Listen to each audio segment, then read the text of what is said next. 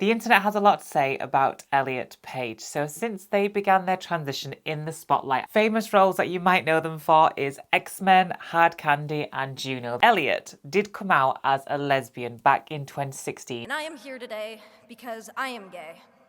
And because... Later down the line in 2020 on social media, Elliot did do a post saying that they were no longer Ellen, that is their old name, they're now Elliot.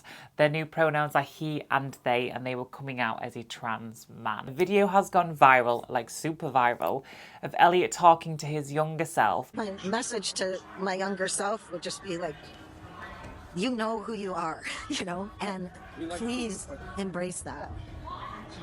I feel, for me, I understood my truth.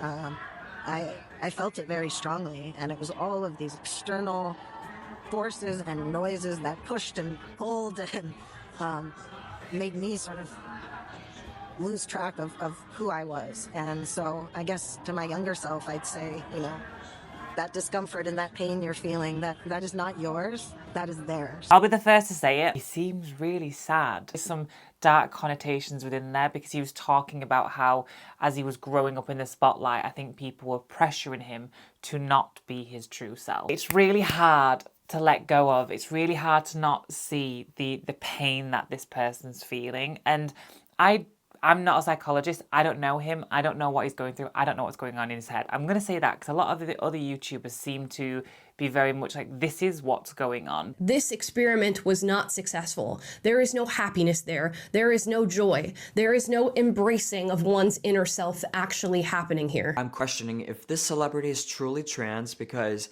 the agenda that they're promoting has literally nothing to do with transsexualism. But we don't actually know anyone fully, do we? But the trans joy is not there for him in this moment, in this little capture. But that's the thing, it's just a 1-minute video.